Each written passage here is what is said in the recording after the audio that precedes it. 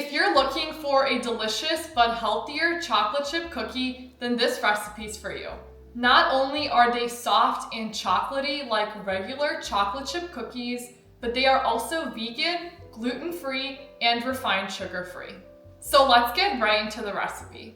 The ingredients we will need will be 50 grams of almond flour, 75 grams of oat flour, 3 tablespoons of arrowroot starch, along with half a teaspoon of baking soda and a pinch of salt. And that's gonna be all for the dry ingredients.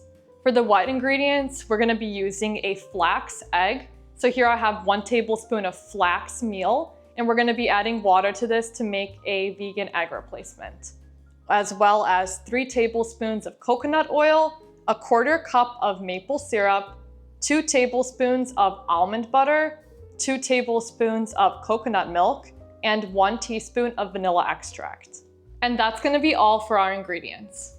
I like to start by preparing the flax egg so we can set this aside while we prepare everything else. To 1 tablespoon of ground flaxseed, I'm going to be adding 3 tablespoons of water.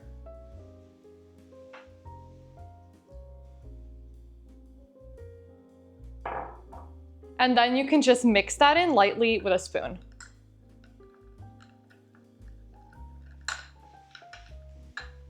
And we're going to set this aside. Now for our dry ingredients, to 50 grams of almond flour, I'm going to be adding 75 grams of ground oats, along with 3 tablespoons of arrowroot starch, and half a teaspoon of baking soda and salt. And this will be all for our dry ingredients. So now using a whisk, we're going to incorporate everything.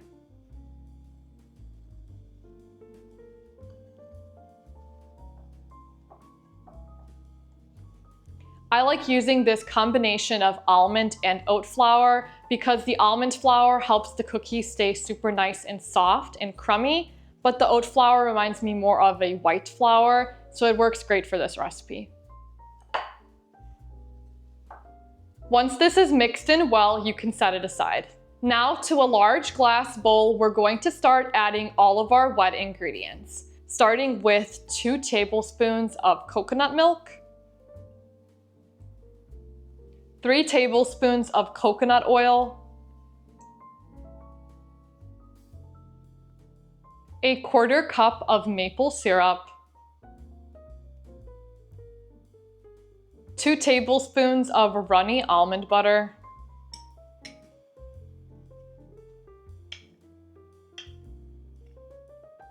our flax egg mixture from earlier,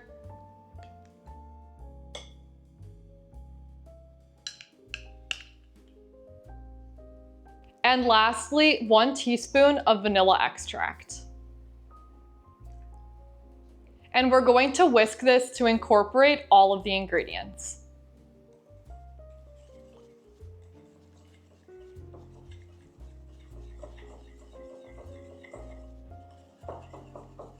If you're enjoying this recipe, then make sure to hit that subscribe button so you can get notified anytime I post a new video. Now let's get back to the recipe. Once your wet mixture is mixed in well, we're going to add in all of our dry ingredients.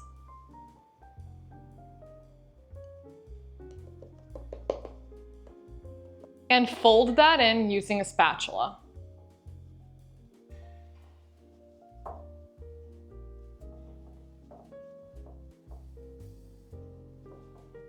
Once everything is mixed in, you should have a nice and thick consistency like this. Don't worry if this looks a bit runny and sticky. Now we're going to set this in the fridge to chill for 1 hour before we add in our toppings and bake. This will help stiffen up the dough to make it more like a regular chocolate chip cookie. My cookie dough has just finished chilling in the fridge. In the meantime, I chopped up some dark chocolate and I'm just gonna be adding this in. You can add anything you want into these cookies and make them pretty much any flavor you like. But this is gonna be just a regular chocolate chip cookie.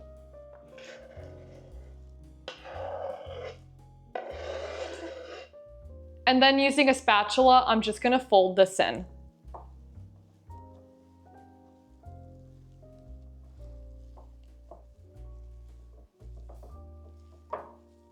Once your chocolate is mixed in, we're going to prepare a baking tray with parchment paper. So here I have a scooper along with a baking tray lined with parchment paper. And I'm just going to take my large scoop and just scoop it full of the dough. I like to keep it flat. And then we're just going to add this onto the baking tray. And now we're going to repeat this for all of the cookies. This batch makes 8 cookies.